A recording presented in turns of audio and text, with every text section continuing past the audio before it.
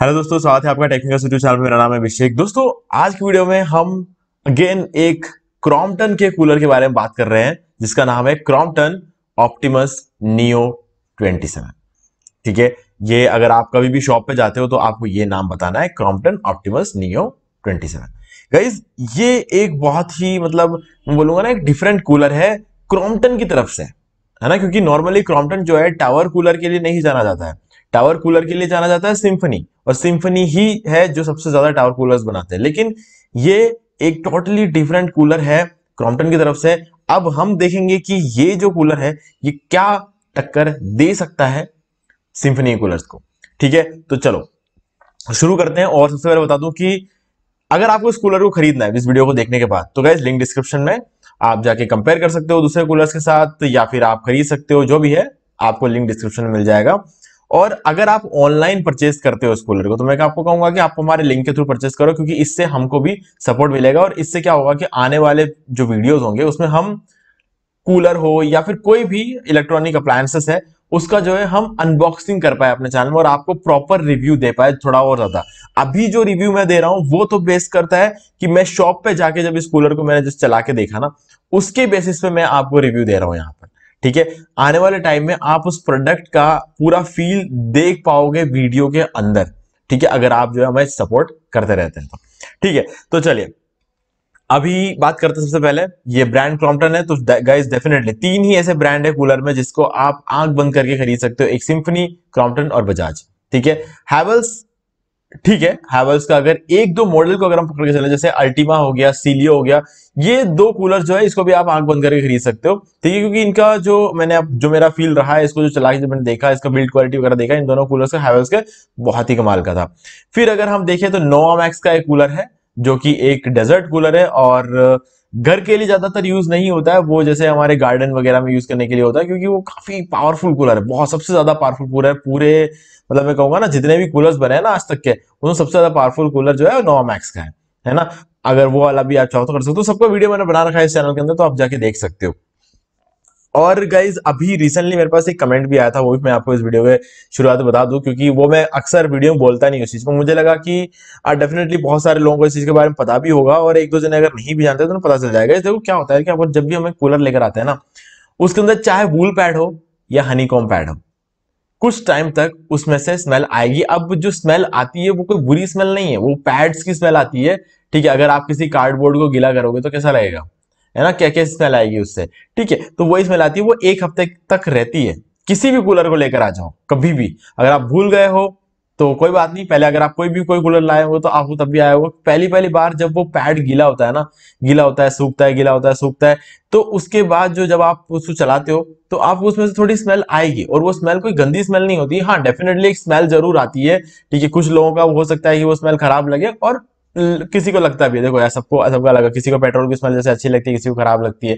ठीक है, तो वैसे ही कूलर की भी वो स्मेल किसी किसी को दिक्कत पहुंचा सकती है। तो मैं कहूंगा कि यार ये नॉर्मल है, कूलर में कोई खराबी नहीं है, हनीकॉम पैड में कोई खराबी नहीं है। एक हफ्ता जाने दो, फिर देखो कोई स्मेल नहीं आएगी उसमें से। ठीक है, ये मैं अपना खुद का एक्सपीरियंस का बता रहा हूँ। कभी भी ये चीज नोटिस करना, हमेशा कोई भी कूलर लेकर आओगे तो ये चीज रहेगी। तो इस चीज को हमें टेंशन नहीं लेना, हमें बार बार दुकानदार के पास जाके नहीं बोलना कि ये सब चीजें हो रही है, होता है ना। ठीक है, तो चलो अब इसके रिजर्वायर कैपेसिटी बात कर लेते हैं। 27 लीटर का इसका टैंक रहने वाला है, जो कि एक पर्सनल एयर कूलर के हिसाब से और एक टावर कूलर के हिसाब से बिल्कुल सही है।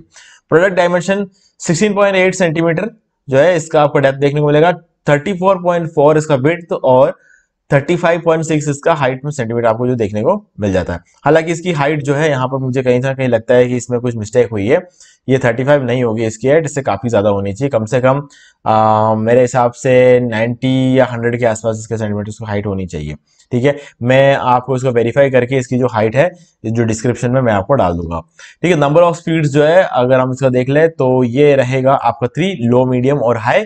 और गाइस टावर कूलर में अक्सर लो, मीडियम और हाई पे आपको थोड़ा सा ज्यादा स्पीड जो है देखने को मिलता है। देखो लो, मीडियम और हाई तो एक ऐसी चीज है ना कि सारे कूलर्स में लो, मीडियम और हाई होता है, लेकिन किसी का लो किसी के मीडियम से ज्यादा फास्ट होता है ना। तो ये चीज तो हमेशा मैटर करती है थोड़ा बहुत। और इस कूलर की अगर मैं बात करूं तो मुझे पर्सनली इस टावर कूलर का जो फैन स्पीड है वो मुझे थोड़ा सा और बेटर देखने को मिला है। जब मैंने इसको चला के देखा था शॉप पे, तो मुझे ऐसा लगा कि बाकी पर्सनल कूलर से थोड़ा सा ज्यादा फास्ट है। ठीक है। वारंटी 1 साल की मिल जाती है आपको यहाँ पे। प्राइस है 7500। इसीलिए आपको मैंने बता दी इस वीडियो का, इस कूलर का और इस वीडियो का टाइटल है अंडर 8000 में एक बहुत ही बढ़िया कूलर। ठीक है, तो एक टावर कूलर में एग्जैक्टली बोला तो एक टावर कूलर आपको यहाँ पे मिलता है। सिंफनी के कोई भी कूलर आप लेने चाहोगे तो नॉर्मली उसकी जो प्राइसिंग रहती है वो यहाँ पे हम कह सकते हैं 10-11 हजार के आसपास की रहती है अगर आप टावर कूलर लेने जाते हो। यहाँ पर आपको एक बहुत ही अच्छा टावर कूलर 7,500 में मिल जाता है। और टावर कूलर की खास बात क्या है? जगह कम घेरता है रूम में, है ना। ये सबसे अच्छी बात रहती है टावर कूलर की, ये जगह कम घेरता है रूम में। तो ये इसीलिए मैं मतलब मुझे टावर कूलर ज्यादा पसंद होता है, क्योंकि बाकी कूलर क्या होता है जगह बहुत ज्यादा घेर रहता है, और इसी वजह से टावर कूलर कहीं ना कहीं बनाना भी पड़ा है ना। नहीं तो टावर कूलर की जरूरत नहीं थी मार्केट में, जगह कम घेरता है इस वजह से इसको बनाना पड़ा है। लेकिन गाइस फिर भी मैं कहूंगा ना कि यार देखो, एक डेजर्ट कूलर जो होता है ना, डेजर्ट कूलर थोड़ा बड़ा होता है ना। उसका एयर थ्रोइंग विंडो भी बड़ा होता है, तो तभी जाकर बहुत अच्छी खासी हवा हमें फील होती है। अगर हम एक टावर कूलर को देखने जाए पर्सनल एयर कूलर के हिसाब से, तो पर्सनल एयर कूलर के हिसाब से आप टावर कूलर को लेकर आ सकते हो। लेकिन अगर आप सोचोगे कि डेजर्ट कूलर को रिप्लेस कर देगा कोई टावर कूलर, तो गाइस ये पॉसिबल नहीं है। डेजर्ट कूलर का कोई मुकाबला नहीं है। तो इसलिए आप उसको, जैसे क्रॉम्पटन ऑप्टिमस 65 हो गया, क्रॉम्पटन ऑप्टिमस 100 लीटर का हो गया, या फिर नॉमैक्स का कूलर हो गया, या फिर बजाज का डीएमएस 90 हो गया, या फिर सिंफनी का सुमो हो गया, तो ये सारे कूलर्स को अगर हम इनके साथ किसी पर्सनल कूलर के साथ कंपेयर करेंगे ना, तो मैं कहूंगा कि कोई मुकाबला ही नहीं है पर्सनल कूलर का इन सारे कूलर्स के सामने। ये सारे कूलर्स बेस्ट है जिनका मैंने अभी नाम लिया, ठीक है। लेकिन जब हम बात करते हैं एक पर्सनल एयर कूलर, तो उसका मतलब होता है कि हम 1 या 2 जनों के हिसाब से कूलर लाने वाले जो एक जगह बैठते हैं, है ना, एक छोटे से रूम में या फिर एक टेबल पे, एक डाइनिंग एरिया में कुछ ऐसे बैठते हैं। तो वहां के लिए हम जब सोचते हैं कि हम चाहते हैं थोड़ा सा कॉम्पैक्ट रहे, कम जगह में एडजस्ट हो जाए, तो उस हिसाब से अगर आप देखोगे तो ये टावर कूलर काफी सही है। बाकी अगर आप सोचते हो कि 300-450 स्क्वायर फीट अगर आप रूम को ठंडा करना है एक टावर कूलर से, तो गाइस मुझे बहुत ही ज्यादा डिफिकल्ट लगता है, क्योंकि इसमें टाइम बहुत लग जाए। डेफिनेटली कोई भी कूलर चलाओगे ठंडा तो होगा, लेकिन कूलिंग तो चलाते ही मिलनी चाहिए ना, नहीं तो क्या मतलब, है ना। तो इसीलिए उस हिसाब से देखें तो डेजर्ट कूलर ही हमेशा सबसे ज्यादा सही रहता है, जिनका मैंने अभी नाम लिया। अगर आप उनका वीडियो देखना चाहो तो चैनल पे आपको सभी के वीडियोस मिल जाएंगे। कंट्रोल टाइप आपको मिल जाता है यहाँ पे नॉब, और ऑटोफिल फीचर आपको यहाँ पे देखने को मिल जाता है। चलो अब चलते हैं नेक्स्ट पेज पे। गाइज यहाँ पर जो है व्हाइट और ब्लैक कलर का ये कूलर रहता है, काफी अच्छा डिजाइन है। और क्रॉम्पटन वाले हमेशा ब्लैक और व्हाइट कलर का कॉम्बिनेशन लेकर चलते हैं, भले ही वो ऑप्टिमस में हो, भले वो इसमें है, इसका कॉम्बिनेशन लेकर चलते हैं। मॉडल नेम है नियो या फिर ऑप्टिमस नियो, कुछ भी बोल सकते हो आप इसको। वोल्टेज 240 वोल्ट्स, ठीक है। और air flow capacity 1350 cubic metre per hour की रहती है। और आइटम वेट है 1 kg 740 ग्राम। और अगर आप इसका देखोगे तो ये जो वजन है, ये यहाँ पर जिस तरीके से इसको लिखा गया है, और अमेजोन की साइट पे इसका वजन सब कुछ गलत दे रखा है। मैं इस चीज के लिए मुझे काफी मतलब यूं लगता है ना कि यार ये गलत है। और इसका एग्जैक्ट वजन जो है शॉप पे, अब मैं वजन देख तो नहीं सकता था, ठीक है, लेकिन अगर इसका वजन में कहूँ कम से कम 6 या 7 किलो का जो है इसका वजन रहता है, ठीक है। तो यहाँ पर जो है अमेजोन की साइट पे ये गलत था, इसीलिए जो अमेजोन की साइट पे लिखा हुआ वही हमने यहाँ पर लिखा हुआ है। बाकी गाइस इसका जो वजन है वो इससे कहीं ज्यादा है ना। कूलर है यार, मतलब 1.5 किलो का तो नहीं हो सकता कूलर, है ना। तो यहाँ पर included components 1 air cooler, 4 push type wheels और वारंटी कार्ड, और यहाँ पर आपको इंस्ट्रक्शन मैनुअल देखने को मिल जाता है, ठीक है। और चलिए आगे चलते हैं। और यहाँ पर आप देख सकते हो स्टैंड बाई पावर कंजप्शन इसका 130 वॉट रहता है, जो कि बहुत कम है, बहुत ज्यादा कम है। हनीकॉम कूलिंग पैड देखने को मिल जाता है। हनीकॉम के बारे में मैंने आपको बहुत सारी वीडियोस बता रखा कि हनीकॉम पैड क्यों बहुत अच्छा होता है, क्योंकि गाइज इसके अंदर वाटर को होल्ड करके रखता है। हनीकॉम पैड क्या है, विद इन 30 सेकंड्स पूरी तरीके से पानी को ऑब्जर्व कर लेता है और गीला हो जाता है। और उसके बाद जब पानी उसके बीच में जाता है तो और ऑब्जर्व करने का पॉसिबल नहीं हो पाता, तो वो पानी को होल्ड करता है अपने बीच में। होल्ड करने की वजह से ज्यादा ठंडक देखने को मिलती है, ठीक है। फिर जैसे जैसे कूलर चलता है वापस जो है वो कभी भी वो हनीकॉम पैड सूखता नहीं है, वो सूखता है गीला होता है, सूखता है गीला होता है, क्योंकि पानी ऑलरेडी उसमें होल्डेड है। जैसे ही वो हल्का सूखता है वो पानी वापस अब्सॉर्ब कर लेता है। तो ये जो है ना हमेशा, और उसके बाद वापस जैसे ही पानी आता है और फिर से वो होल्ड कर देता है। तो हमेशा हमको एक जैसी तगड़ी कूलिंग देखने को मिलती है। ह्यूमिडिटी कंट्रोल मिलता है, बहुत अच्छी चीज है। और ह्यूमिडिटी कंट्रोल पे हमेशा क्रॉम्पटन ने बहुत अच्छा काम किया है ना। एयर थ्रो 40 फीट का आपको यहाँ पर जो है एयर थ्रो देखने को मिल जाता है। फ्लोर एरिया 160 स्क्वायर फीट का है। एवरलास्टिंग पंप आपको देखने को मिलता है, क्योंकि ड्यूरामराइन पंप लगते हैं आजकल, तो उसके अंदर इंसुलेशन बहुत तगड़ा होता है, इस वजह से एवरलास्ट पंप आपको यहाँ पे देखने को मिलता है। फुली कोलैप्सिबल लोअर से गाइस कमाल का काम करती है क्रॉम्पटन जो है ना। फुली कोलैप्सिबल लोअर जब ये लोग बनाते हैं ना, तो एग्जैक्टली फुली कोलैप्सिबल लोअर्स ही होते हैं। पूरी तरीके से बंद हो जाते हैं। सामने का ये जो सेक्शन देख रहे हो ना, वो जो हम अप डाउन करते हैं उसका स्विंग रहता है, वो पूरी तरीके से बंद है यहाँ पर, है ना। तो जब आप कूलर यूज नहीं करते हो तब आप इसको बंद रखो ताकि इसके अंदर मिट्टी ना जाए, इंसेक्ट्स ना जाए। तो ये बहुत ही एक अच्छी फीचर जो है हमें देखने को मिला। आइस चैम्बर मिल जाता है आपको सामने की तरफ। क्रॉम्पटन नॉर्मली क्या करता है, जो है हमारा आइस चैम्बर ऊपर रखता है, कूलर के टॉप पे रखता है। तो ऑप्टिमस की बात कर लेते हैं, तो उसके अंदर क्या होता है कि जो है इसको आइस चैम्बर को ऊपर रखा जाता है और बहुत बड़ा आइस चैम्बर होता है। अब क्योंकि ये जो कूलर है ये टावर कूलर है, ठीक है, तो टावर कूलर होने की वजह से इसमें स्पेसिंग कम है, तो यहाँ पर आगे की तरफ ही रख दिया, लेकिन लुक बहुत अच्छा आ रहा है ना। इसमें काफी तगड़ा लुक है इसका सामने की तरफ भी, और अच्छा लगता है ये। और यहाँ पर आप देख लेते हैं 4 वे एयर डिफ्लेक्शन आपको देखने को मिल जाता है। इसका जो ऑटोमेटिक स्विंग आपको मिलता है, जो कि लेफ्ट राइट वाला जो स्विंग है वो ऑटोमेटिक होता है, आप उसको नॉब के थ्रू कंट्रोल कर सकते हो। और इसके अलावा आप जो अप डाउन वाला जो स्विंग है यानी कि जो लोवर्स है उसको आपको मैनुअली हाथों से करना पड़ेगा।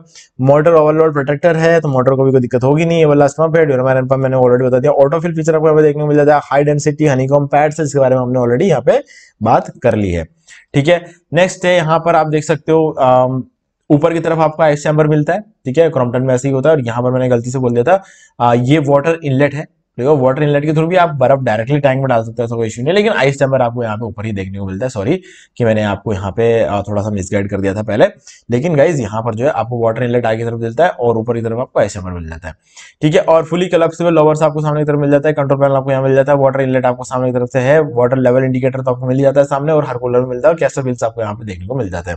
तो गाइज ओवरऑल अगर हम इस कूलर की बात करें तो ये बहुत ही बढ़िया कूलर है। अब जो मेरा पर्सनल एक्सपीरियंस रहा है, जो मैंने शॉप पे देखा है, वो सबसे इंपॉर्टेंट चीजें क्या रहती है, एक तो ये है कि इसकी बिल्ड क्वालिटी काफी अच्छी है ना। बिल्ड क्वालिटी के मामले में क्रॉम्पटन का कोई मुकाबला नहीं है। मैं कहूंगा कि सिम्फनी और क्रॉम्पटन दोनों ही बिल्ड क्वालिटी के मामले में बहुत अच्छे हैं, और बजाज भी इसी रेंज में है। मैं ये नहीं कहूंगा बिल्ड क्वालिटी के मामले में, ये नहीं बोलूंगा कि क्रॉम्पटन और सिम्फनी से ज्यादा बढ़िया बिल्ड क्वालिटी होगी बजाज की, लेकिन बजाज की परफॉर्मेंस बहुत अच्छी रहती है, खासकर डीएमएच की। डीएमएच बहुत ही तगड़ा परफॉर्मेंस देता है, ठीक है। और अगर हम बात करते हैं इसके अंदर, मुझे अगर एक चीज में थोड़ी कमी लगी है तो वो ये है कि यार जो हनीकॉम पैड लगा है ना वो सिर्फ पीछे है, लेफ्ट और राइट में नहीं है ना। वो एक कमी मुझे कहीं ना कहीं लगी, क्योंकि यार अगर लेफ्ट और राइट में भी हनीकॉम पैड होता तो परफॉर्मेंस और भी ज्यादा तगड़ा होता, क्योंकि जिस जिस कूलर में लेफ्ट और राइट में हनीकॉम पैड है उसकी परफॉर्मेंस बहुत अच्छी रहती है।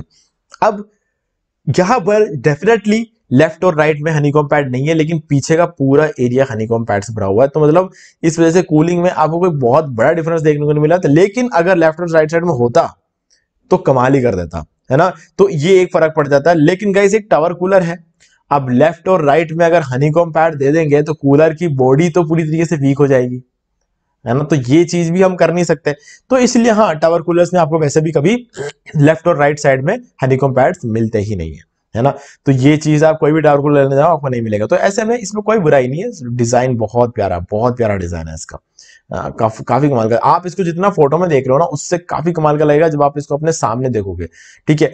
फोटो में आपको सिर्फ एक छोटा सा इमेज मिलता है जो कि आप एग्जैक्टली समझ नहीं पाते, लेकिन आप शॉप पे जब इसको जाके देखोगे ना, इसका एक एक इतना प्रॉपर शार्प डिजाइन है और कर्व्स, हर एक चीज बहुत तगड़ा लगता है। जब आप इसको रूम में रखोगे ना, रूम की ब्यूटी और एक्स्ट्रा हो जाएगी। इतना कमाल का जो है ये कूलर है। और हाँ, अब जिनको पर्सनल कूलर की जरूरत है ना, मैं कहूंगा कि आप ये वाला कूलर ले लो, है ना, बहुत ही तगड़ा कूलर है, ठीक है। अब आप पूछोगे कि क्या 8000 से कम के रेंज में या फिर 7000 से कम के रेंज में पर्सनल कूलर नहीं मिलेंगे क्या? गाइस पर्सनल कूलर मिलेंगे, लेकिन टावर कूलर नहीं मिलेंगे, है ना। अगर आप पर्सनल कूलर लेने जाओगे तो आपको 5000 की रेंज में भी पर्सनल कूलर मिल जाते हैं। मैंने उस पर वीडियो बनाया, आप उस वीडियो को जाकर देख सकते हो। काफी सारे जो है कूलर्स ऐसे हैं जो मैंने 5000 के रेंज के बताए हुए हैं, तो आप वो वाला कूलर भी देख सकते हो अगर टावर कूलर लेना है तो। गाइज ये एक बहुत अच्छा ऑप्शन है। 7500 रुपए में आपको सबसे सस्ता वाला टावर कूलर जो आपको मिलता है वो यही मिलता है, ठीक है गाइज। तो मुझे उम्मीद है कि आपको सारी चीजें क्लियर हो गई होंगी। कोई भी डाउट हो तो कमेंट करके पूछ सकते हैं। वीडियो पसंद वीडियो लाइक जरूर कर दे, चैनल को सब्सक्राइब करके बेल आइकन जरूर प्रेस कर ले, क्योंकि इसी से हमारे आगे आने वाले वीडियोस के नोटिफिकेशन आपको मिल सकते हैं। और गाइज लिंक डिस्क्रिप्शन में, अब आप जाके इसको परचेस कर सकते हो, क्योंकि आपको सारी चीजें जो है वो क्लियर हो गई है, ठीक है। तो आज वीडियो सिर्फ इतना ही। देखने के लिए आपका बहुत बहुत धन्यवाद।